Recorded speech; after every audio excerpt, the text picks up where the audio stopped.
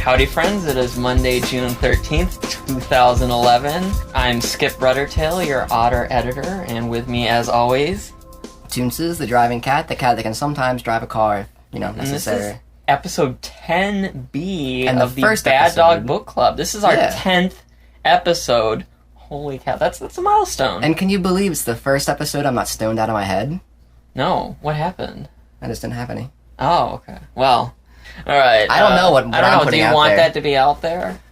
What, do you want it to be out there? No, you're the one that was. Sure. You're the one that was telling me earlier. It's awful of me to be in the closet to my family about being a furry. So now I have to. It is awful. I have to be in the closet with the furries about being a drug addict. Yeah, there you go. Okay.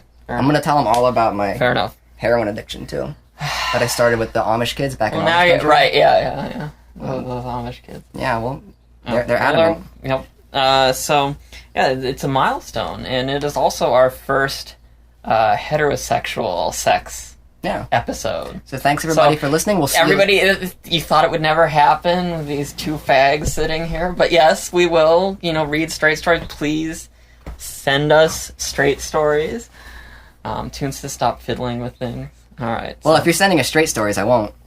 I don't bump. He's here all week. Alright, so yes, we're recording again at Toonces' place because he's on a little bit of schedule. He's going off to his little emo Bright Eyes concert tonight. I'm gonna be so sad. They're calling for rain. So again, we are sitting here semi-nude in the heat, but it's not as bad as last time. I have my socks off. I feel naked. There you go. I have my socks and no shirt. So. No shirt, no shoes, no service. Damn. So yes, today's story is Buckets, which was sent into us by Jinxtigr, who was an avid listener and sent us a really awesome letter, I don't know, a month or two ago. And, we said, oh, glad you enjoyed it. And then I said, we're looking for stuff, so if you write. And he's like, well, it's straight. And I said, we do straight. So, well... Skip does. We'll listen to it anyway, and we'll talk about it. I was straight for at least 16 years of my life. There you go. That's the way I see it. There you go. And that's how it works in America. You're straight until you're not. So it just assumes. But yes, Toonces is pretty darn gay. Though he switches whether he's top or bottom from day to day. Yep. And from bar to bar. I'm bi on the gay side of that. 70-30 or something. And fervently toppish. Because it's important, yes. I'm really not a switch, top or bottom. But I'm a nice guy. That's you act as if tops can't be nice guys. But that's what I get a lot. I mean, I get a lot of people like, you're a top, but you're nice. And I'm like, okay. Do you think the guy in the story's nice? I don't know. Because he's very toppish. Is he? But, I get that impression. What the impression I get from this, which, okay, I want to say, first of all, I haven't read the larger piece this is taken from. We should mention that, and this is something that's going to play in, I think, to our discussion of the story at several points, is that this is a section of I think, a novel-length thing that Jinx is working on, which he excerpted and sent in to us. So that's going to factor in our discussion at several points. So, yes, okay, so... that we just to establish and remind folks that this is a selection from a larger work. But I got the impression he was a very toppish guy, but I also got the impression that he's a priest, right? So he probably has to really mute these desires. It's not stated explicitly in the story that priests have to abstain from sexual activity, but that's the impression I get from the fact that he shows up at a whorehouse. Oh, sorry, a whorehouse apparently. Distant, that's rather distant from his hometown, and when he gets there, he hasn't apparently... he makes a trip, that's right. Yeah. Comes here just for, what's her name? Brittany. Brittery. Not Brittany, Brittery. Brittery. The names in this, by the way, just a little bit weird, kind of hard to follow. They are. They were a little hard to get into. But, whatever. At any rate, the guy, you get the impression that he has to really hold it in until he gets... And maybe that's what's fueling his, what he considers a deviant desire.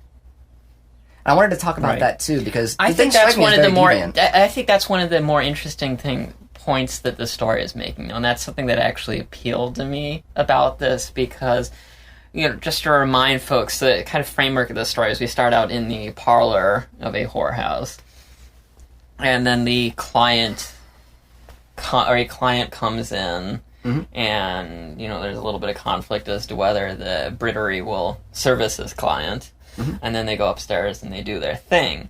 But, then it's all like, why won't... And there's this tension that's building up, and that she really does not want to sleep with this guy or spend time with this guy, no matter... And he keeps offering more and more money, and I think it starts out at $3,000 and ends up going to 10, which he says is 5 times what he normally pays. Mm-hmm. Because she really doesn't want to do it, and he's desperate to be with her, despite her protestations, and she eventually relents. But, so it starts building up as, like, you're immediately reading it, and I'm sitting here going, oh my god, what does this guy want? Yeah. What is so crazy that she won't do it? And I think that's one of the things that kind of appealed to me in this story, is that it's set up to be crazy, crazy, crazy. And we get to the thing, and it's not... I mean, I was sitting here like, okay, please, I hope this isn't going to be like a scat story or something. Did you find that a relief when it turned out that the kinky thing wasn't really quite so kinky, or did you find that a bit more frustrating? Because I found it kind of frustrating. I wanted a payoff there. Mm-hmm. I mean, the guy's insecurity more or less amounted to something, like almost like a religious conviction. Mm-hmm. I guess it would have connected to his whole... I think it changed what the story was about. And it kind of tricked you a little bit. So I think I could see how that would be frustrating. And it kind of increases the complexity of the story, which is... Let's leave aside the first part for a moment. But once, say, we get the two of them alone, Thompson and Brittery alone, it looks like, okay, now they're going to have sex, and it's a pretty, straightforward porn story, and there's going to be this really kinky thing, and so it's a kink porn story, and that's your expectation. Right. And then it ends up not being that. I think for me, it did so in a way that kind of added depth to the story. Mm-hmm. And gave some complexity to the characters and turned what the story was about into something else. But if you were going into it, I think, looking for a good kink porn story, you could be disappointed. I can see that. Yeah, because I was just glad it wasn't something like Scat, because it was being built up so much, and I was like, oh man, I don't want to read like anything really far out there, maybe. Not that there's anything wrong with that. It's just not my cup of meat. Oh, gross. What an awful image to use. Oh, thank you. Otters are carnivores. Remember, we talked about this over lunch day. What are otters are carnivores. What are raccoons? Raccoons are omnivores. Omnivores. We eat garbage, You'll eat... You're opportunistic eaters, but... Driving cats eat asphalt. Ha! There you go. Alright, so... No, I can see that, but for me, all of a sudden, because the actual...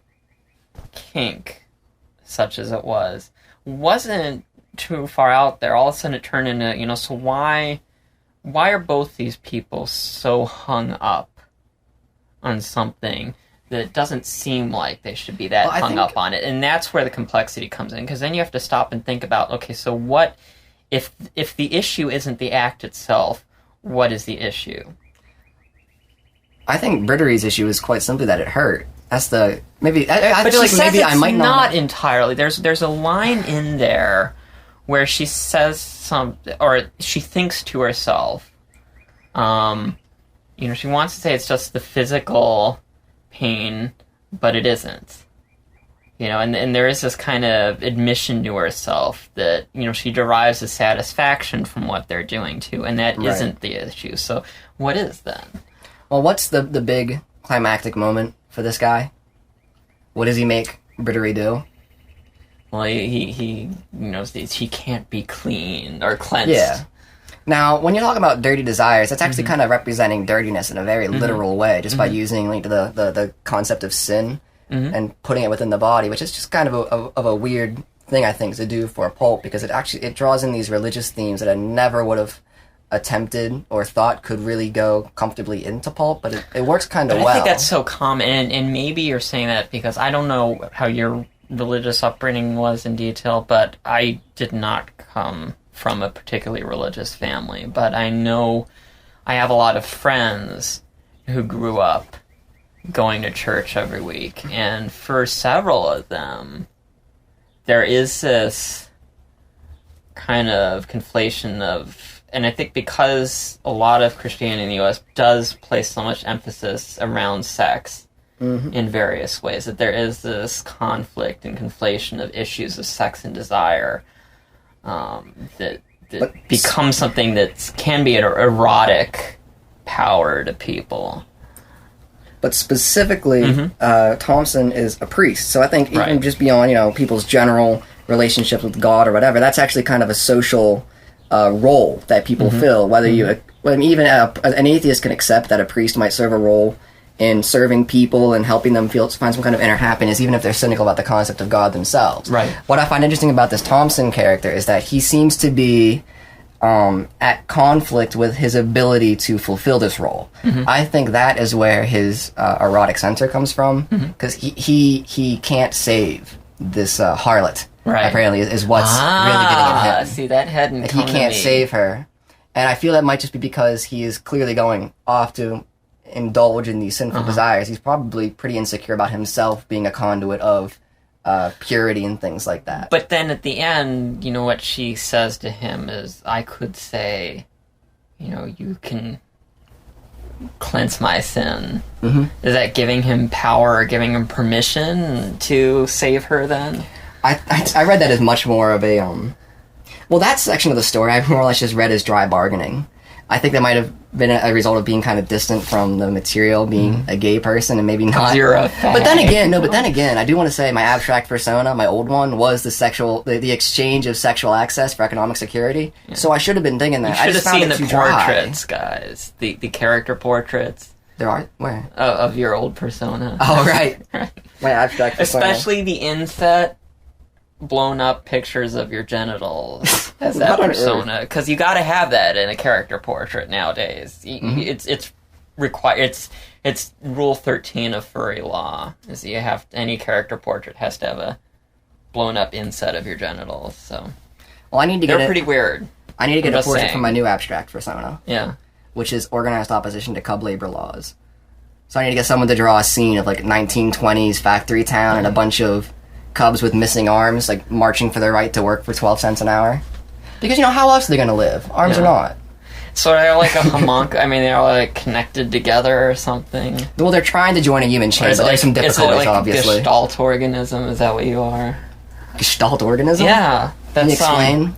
It's like a Portuguese man war, which is actually thousands or millions, I think it's thousands of individual organisms. I mean, a Portuguese manticore is not a single living creature. It is actually a collection of living organisms that have joined themselves together Communism in this particular fashion and coexist with, and playing these same roles. So, but yeah, the Portuguese manticore isn't a single animal. It's thousands of animals working together. It's crazy. Interesting. Yeah. So yeah, you could be that. Anyway, so that's I want to know real quick. Thompson. I want to know. Okay. I just want to know. Everyone else send in your abstract personas, because I want to know what they are. Oh God. Why? Just leave a comment. Say what your abstract persona is. Okay. That's all I want to hear.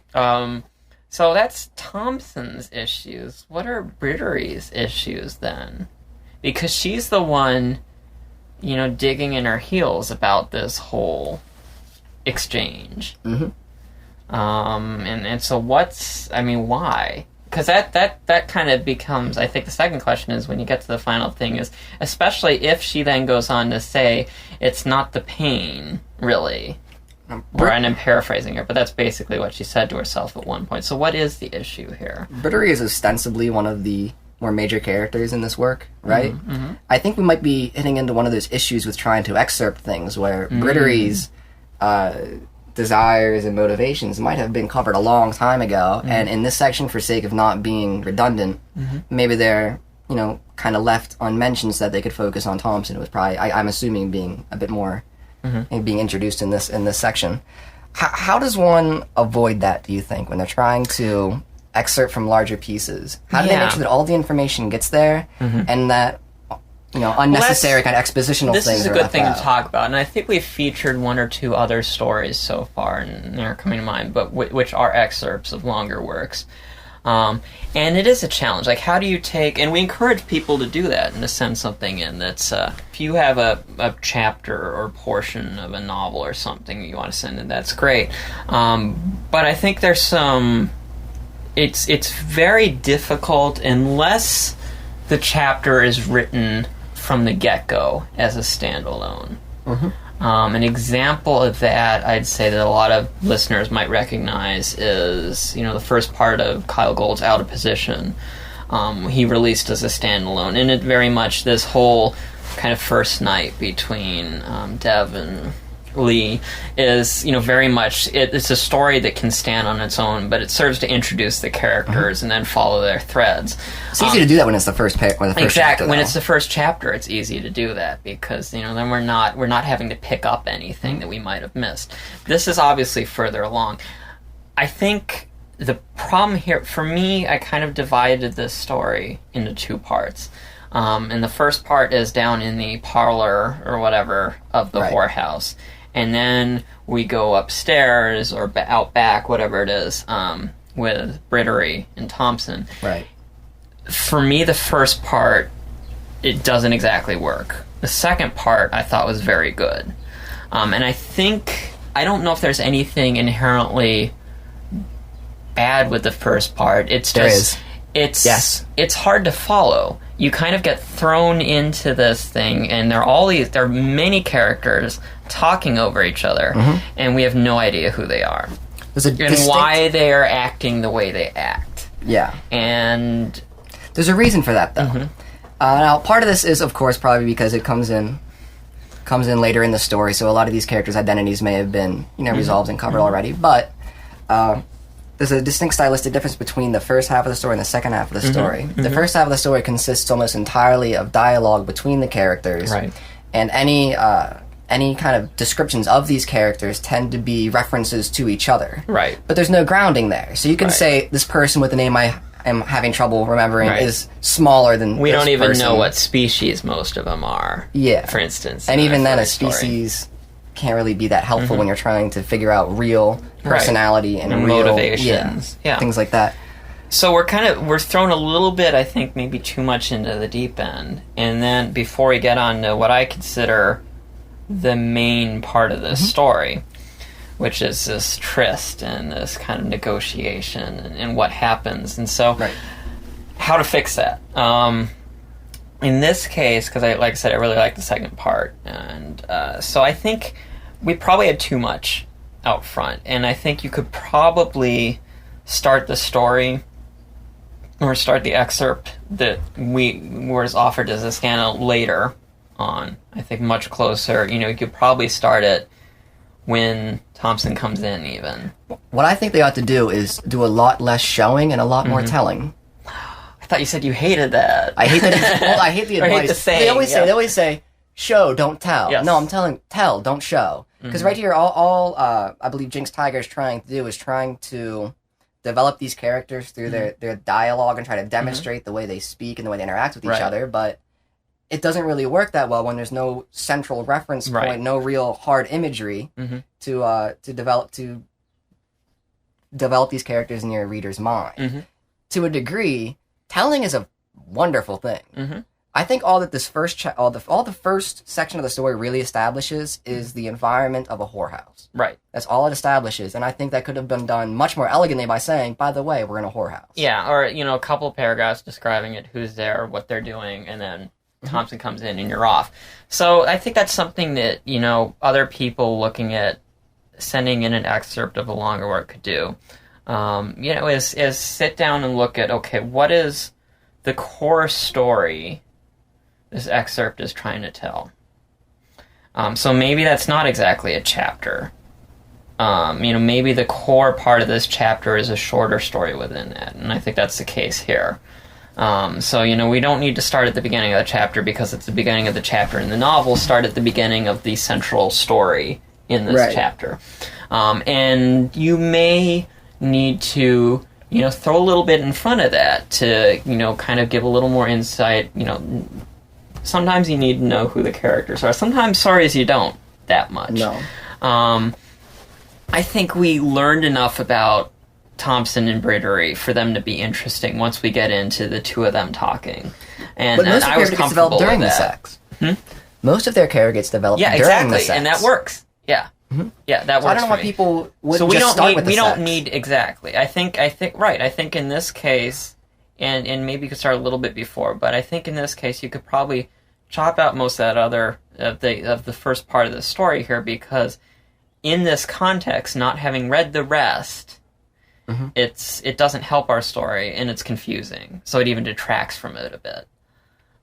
What ends up being a really, I thought, enjoyable story. And to clarify, wait, this is not your advice on how to improve the story itself, just your advice on how to improve presenting a section of it to an audience. Exactly. Because, it's not badly written. No, it's not. The dialogue is wonderful. It's a personal thing for me. I don't like dialogue, but the dialogue is well written. It is, yeah. It just might be a little bit unnecessary for what it specifically we're trying to do here. Yeah, so it's just, I guess in a gist, it's tightening up your excerpt, the sentence. So focus on the core, focus on what's important, and give the audience enough information to make sense of the story, but not too much and not too little.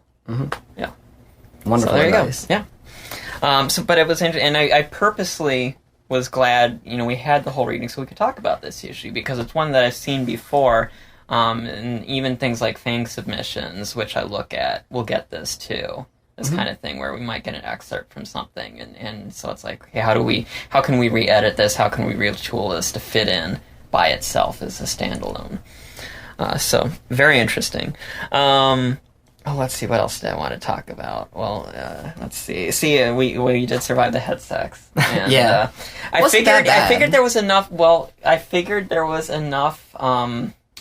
big throbbing cock in there that you could handle it. I just imagined that Brittany was a dude for as long as the story would allow me to. Yeah. But I guess what you said earlier was, there was, but it was about 50% of what I'd like, About half the amount of dick I needed in the story. It's tragic. But no, I thought it was good. It did make me think, though, and this is something that doesn't often come up in furry writing, but it's something that I, for whatever reason, have thought about, is, okay, so we're clearly dealing with, as you so eloquently put it over lunch, animal dongers. Animal dongers. It's very... Wow. I don't like them. Yeah. I don't like animal dongers. Human donger. I've written animal dongers before because people like them, and I understand. There's one thing the knot thing works well in being able to just take up to another and it's level very when writing too. Yeah. No, I don't see it like that. To me, getting fucked by a donger is awful and alienating. It sounds ridiculous. No. I'll remind myself not to tie next. No, just kidding. Just kidding. Otters don't have. Oh my goodness. But I don't know. How it's a taste thing, I suppose. But do you think that whenever you're writing a story, you're necessarily going to alienate some people by doing animal or non-animal dongers? Is that just a some people trade-off seem you have to be make? really hung up on it, and honestly, for me, I really don't care, art-wise or story-wise, whether they're human or animal dongs. I feel so silly saying dongs. Whether they're human or animal cocks, I really don't. It doesn't really matter to me. And same with art too. So I know some artists and people get really hung up on, dog cocks, and of course people on Lowell's freak out about everything. And they always go well, most of them are animals anyway. It's if it's an animal cock, you're really fucking animals in real life. And it's like, what? No, that's a really big leap. No. So leaving that aside, here we've clearly got zoomorphic animal parts. And Gross. I thought this brought up a good point, though, because in real life, and if we are kind of attributing wise, canines generally have much larger cocks per body weight than cats do. And so this does kind of come into the story. That was terrible. It wasn't intentional. I apologize. Well, I tend to think of that as a weakness. But, she's a cat and he's a dog. That, and so there is this kind of a little bit of a parts incompatibility here. Right. Which is an aspect of furry story writing that we don't often see. And I kind of liked to raise this question of parts incompatibility. Well, it's going to be a strength. I thought it was weakness. Interesting. So that appealed to me, kind of addressing this issue. Especially when, you read these stories where they're like, his 2-foot horse cock. Oh my god, that's awful. And I have the skip horsecock rule, by the way, is that, okay, he's allowed to have a 2-foot horsecock if he thrusts 3 times and comes in under 10 seconds and then deflates. Just like a real horse. So you can get the size, but you also get the performance. That's how it works. That's my rule. There we go. Personally, I'm okay with people having horse characters so long as the last commission they ever get of it is their character being ground up into dog food. That's what they do to horses when they're no longer useful. That's real life. Like, see, if you're offended by it now, you should do something in real life about it. It took a suddenly shocking and disturbing turn, dude. Alright. I'm just trying to wake people up. This is why I can't take them anywhere. To the secret of, animal abuse. They have to, whenever... Sounds like a terrible children's book. Whenever they sell thoroughbred horses overseas, they have to include buyback clauses, or else they have a history of just sending the horses off to slaughterhouses, where in America it's standard just to let them die in, what are they called, stables? Yeah. Yep. Yeah. So, which is better, our method or theirs? Keep in mind, they're animals. There are thoroughbred rescue places, around. In America? You could donate, yes. First world problems. There he is. Absolutely. All right. I might not grind the horses up into meat. So you definitely prefer human dongs. Well, I don't know. Maybe I just grew up around too many horses. I grew up in Amish country, so every day, like, the horses would drive by my house and shit in the street. My dog go out and roll in it. Yeah, I'm bitter at horses. Okay. They made my life demonstrably worse. Okay. Had to deal with them. You're kind of freaking me out now. What's wrong with it? I'm allowed to dislike horses. I'm allowed to dislike horses. That's what I'm saying. Okay. People always like... I don't know why people always like horses. I think they just have this kind of mystical, kind of playful image associated with them. But not if you're actually nearby them. Yeah. Consistently. Yeah. No, they've never been... my sister loves horses. And I don't know. Horses, I can take them or leave them myself. I'm much more of a dog person than a horse person. I just think it's funny to see the horse-drawn carriages going through D.C. because it's like, yeah, that sounds like so much fun, being stuck behind a smelly animal in traffic. Yeah. So, did you have any favorite lines? Oh, I don't have a favorite line particularly, but I really liked the negotiation scene, if you want to consider it a negotiation, because just like I think it really got across very efficiently and very viscerally how deep Thompson's desire was. Because it's not like he wasn't like really trying to outmaneuver her. It was just like he's going to keep going on. I mean, it is, literally a desperate need for him. It does get the desperation across, and the desperation actually has an effect on minimizing the kind of aggressive nature you would presume would come from the sex otherwise. This is kind of a unique sex scene in that way, because oftentimes when these scenes are written like this, they're much more hurtful. Brutal, I think you could say. Definitely brutal. Yeah. And this one actually kind of goes to the opposite. It's like it's tempering it at every step. It kind of tempers it and says, it's not going to be that bad, it's not going to be that bad, but all the time explicitly saying how awful this is. It just creates kind of a neat little turn for this that you wouldn't expect from most stories. That's what I liked about it. I mean, straight story, that's good writing. Brittary's issue, stepping back to that for a moment, I think it was, really about control and respect.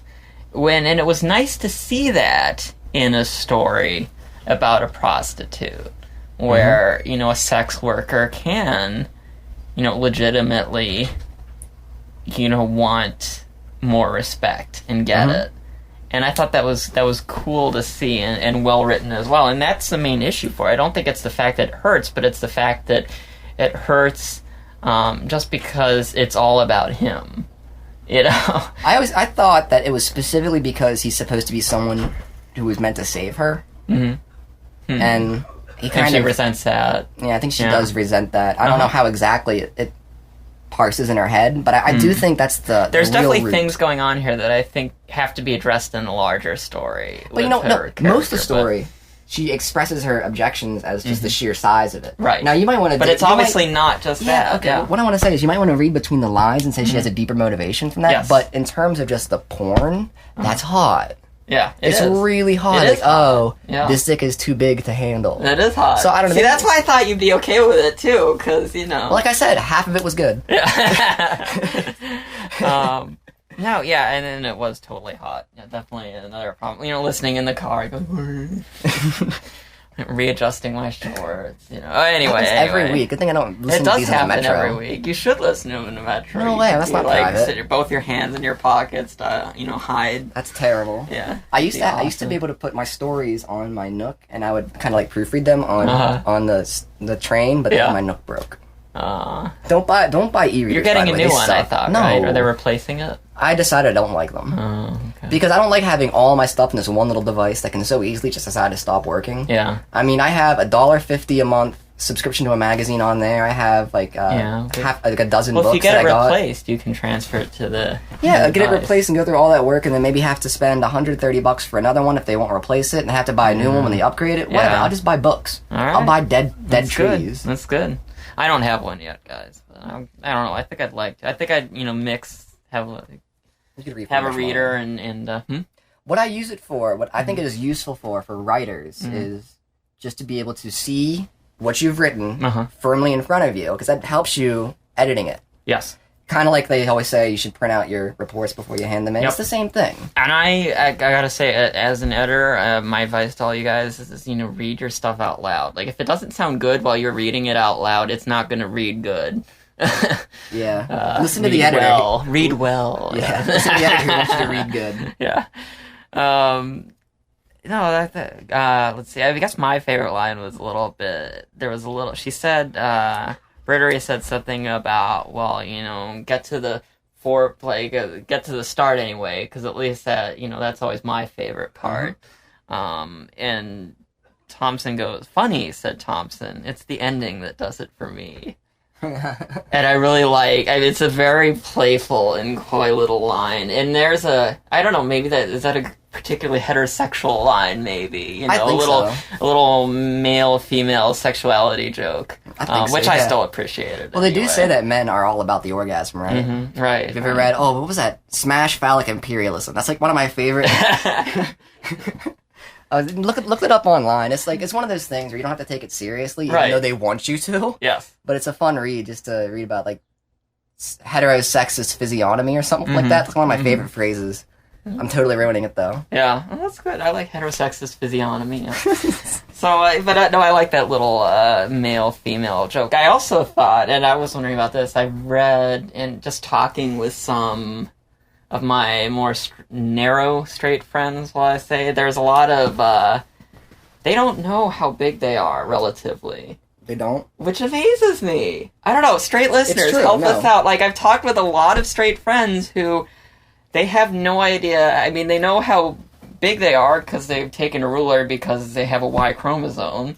So they've done that. But in terms of relative size compared to other guys, they have no idea what, X inches represents. So, which, of course, all gay guys know, roughly, because we got it. It's important, relatively. The last time how we measure up. So I thought it was cute. For me as a gay guy reading it, I thought it was really cute that he had no idea that he was big, but also very believable. The last time I asked a straight guy to whip it out, I was like, oh, you're uncut. Last night? No. Just years ago. Just kidding. I was like, oh, you're uncut. And he's like, what?